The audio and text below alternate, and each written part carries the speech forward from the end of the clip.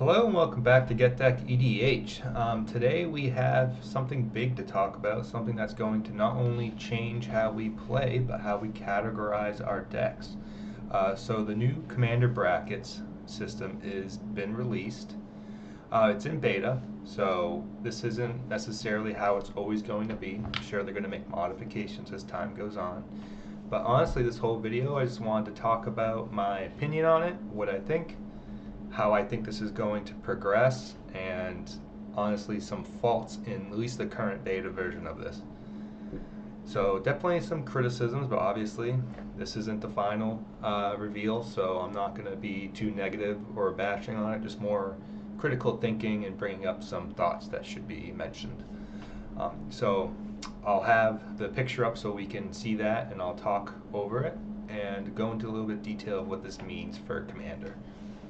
So we have a bracket system that is 1 through 5. I'm sure you probably have already seen this, but what does this mean for us? So obviously we get some restrictions here. One being exhibition, which is no mass land denial or extra turns, no 2-card infinite combos, no game changers, and few tutors. Now the game changer thing is what I find most interesting about this. I don't disagree with the concept. I just feel like it's a bit vague in the sense that Wizards is deciding what they view as game changers. Obviously this isn't like Wizards where these are players deciding this, the committee or the board. So I'm a little curious as to what they're considering as in with their game changers, because the list is kind of interesting. Blue obviously and colorless have the most game changers listed. So we're going to see the free spells like Force of Will, Fierce Guardianship. Colorless, it's honestly no brainer. The One Ring, Chrome Mox, Moxes in general. Excuse me. So what this means is that these cards will essentially place our decks in certain power levels. Obviously with the other stipulations that I just said with exhibition. But the interesting part is, so beforehand with the old scale, it was 1 through 10, but in reality most people played between 6 and 9. I guess 5 and 9, with 6 through 8 being the most popular brackets that people place themselves in, with 10 being CDH. So we kind of had that, and it wasn't really any clear deciding factor in what made a deck a certain power level over the other, minus how it felt and how optimized it was, and how essentially when it could win, how fast it could win. There was a bunch of various factors that weren't really fully agreed on, but were obviously discussed in Rule 0 conversations. So now with this bracket system, we definitely have more of something to reference towards when building our decks or trying to gauge our power level. So I definitely agree this had to happen. We needed this. It makes things more clear, and hopefully will make games more fair. I just think with this current beta version, it seems a bit interesting, and I'm going to go into detail why, and I'm going to show you guys why through, because obviously this got integrated into Moxfield, Archidec, EDH Rec. Like this was, second this got announced, this was here, it was happening. We didn't have really time to warm up to it, so now that this is happening, what does it mean? Many things. But first I want to talk about the vagueness on their description. So obviously they keep referencing no mass land denial, no chaining extra turns, no 2-card infinite combos, no game changers, and few tutors. Few tutors is still in the exhibition, which I thought was interesting. Obviously there's lower powered tutors, and they put Vampiric Tutor as a game changer, which is, it's a strong card for sure. I would think some are a little bit stronger depending, like Demonic. I believe Demonic's on there though.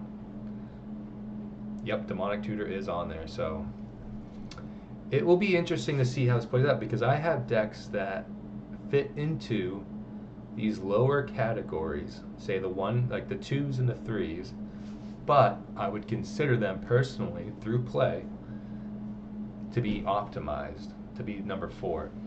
And I think the important part here is to not just pay attention to the stipulations they've listed, but to kind of pay attention to the wording they're using. So exhibition, core, upgraded, optimized, and then CDH. Those are the words we kind of want to pay attention to, because I feel like those do a better job of describing the deck itself rather than the stipulations. Because I'm going to go into mocks right now and show you, because they have added estimated bracket levels for decks in mocks. You can obviously enter them yourself, but it's going to be kind of interesting when I show you what they are rating certain decks. And let's go tune into that, because I think it's something worth checking in on. Okay, now that we're here, we can start looking at more so of what I'm talking about when it comes to maybe misinterpretations of power level due to this new bracket system. So over here in the format, you can see it says Commander, and then we also have bracket. And these are obviously estimated through Moxfield, and these aren't all my decks either. These are just ones that I have entered on here, or I'm currently tooling through Moxfield. Manabox has others. But it's important to know that let's start with 2. So we know number 2, and what that means for us means no mass land denial, no chaining extra turns, no 2-card infinite combos, few tutors, and no game changers. So we know that. Quick refresher.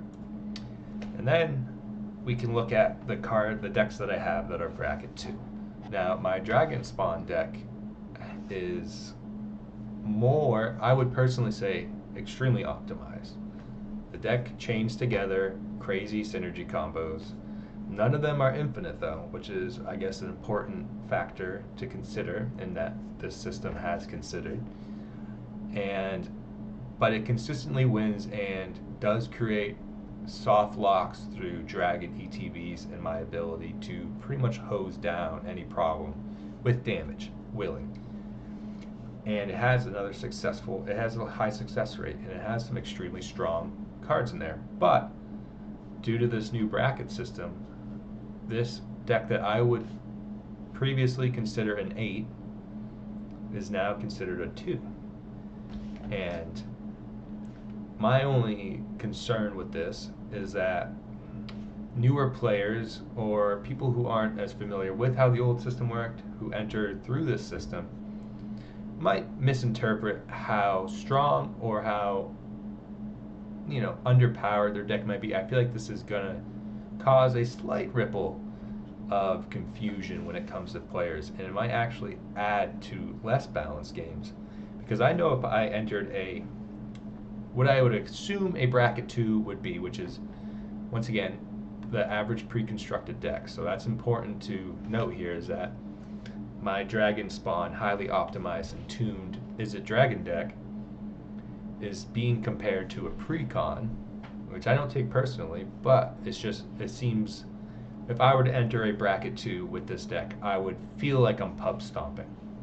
If that makes sense. If I were to go up against the pre-con, I would definitely feel like I'm pub stomping. So I'm very curious how additions get made, and the reason why also this deck is considered a bracket 2 is because there's no game changers. I have no tutors, no game changers, and no chaining extra turns. I have 2 extra turn spells in there though. I have Temporal Manipulation, and I have Temporal Mastery.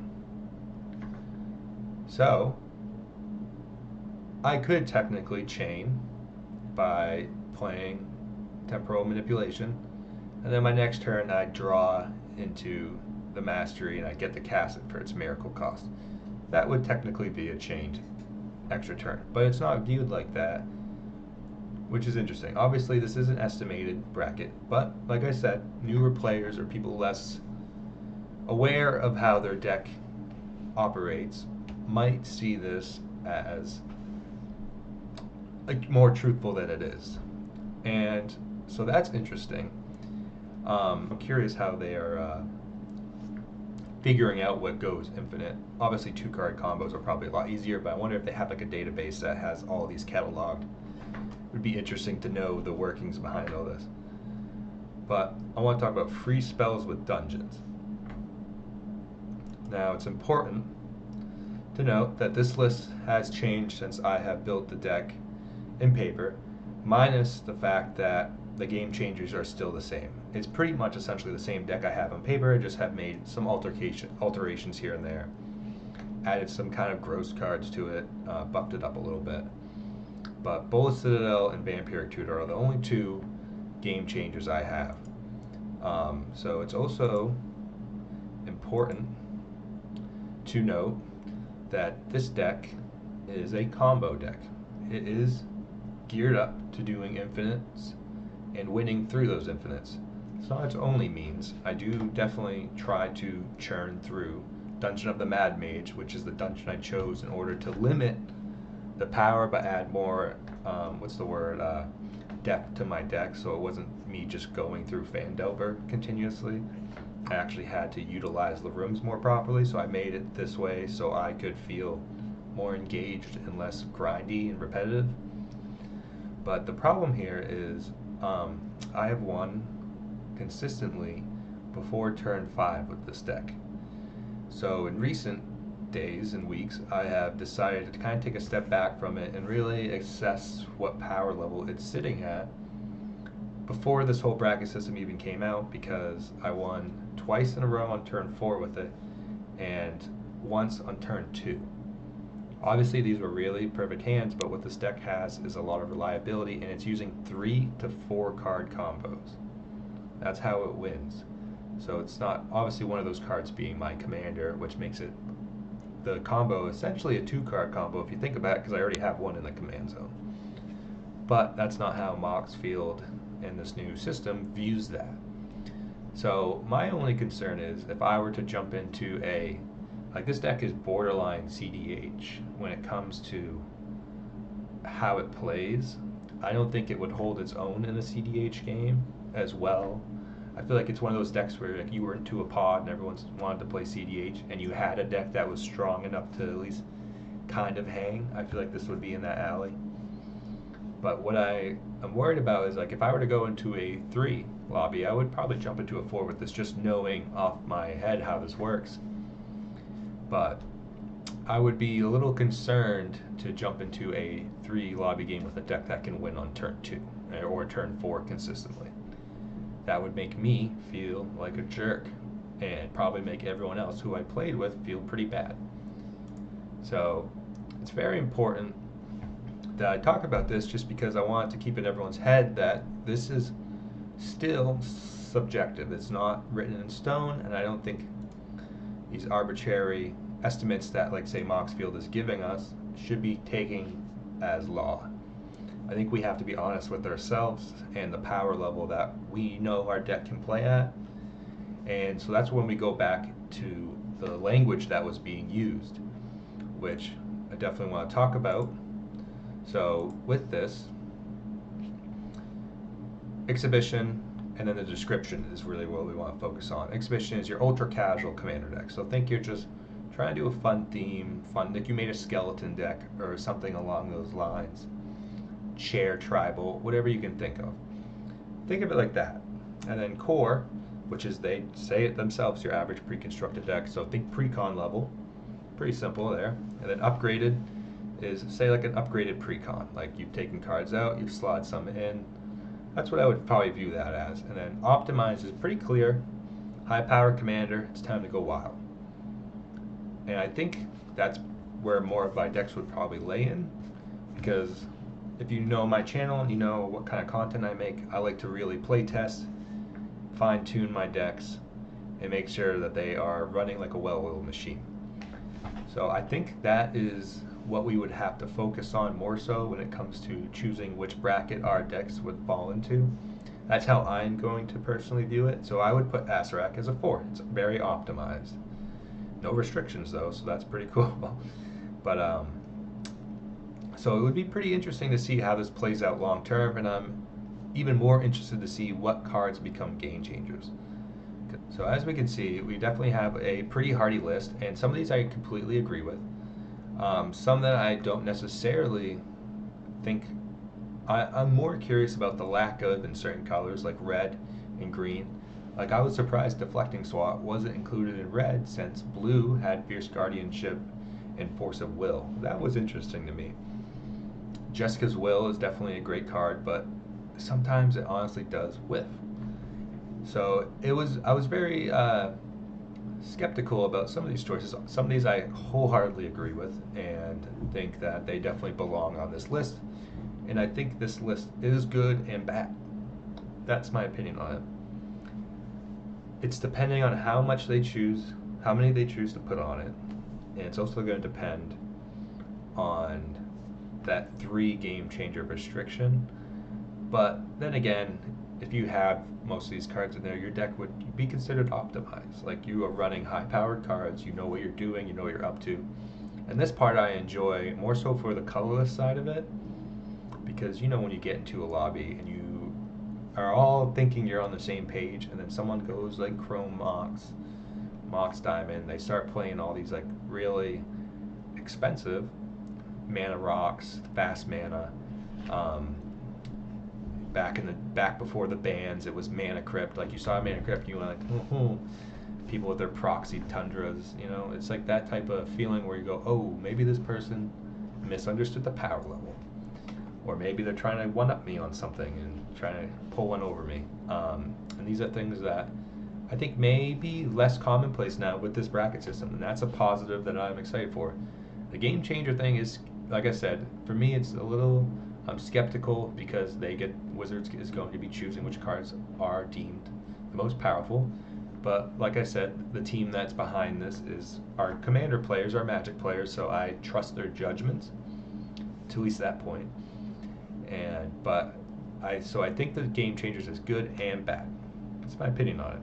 It's just up to decisions of others. You know what I mean? It's like you went to an LGS and there was one guy.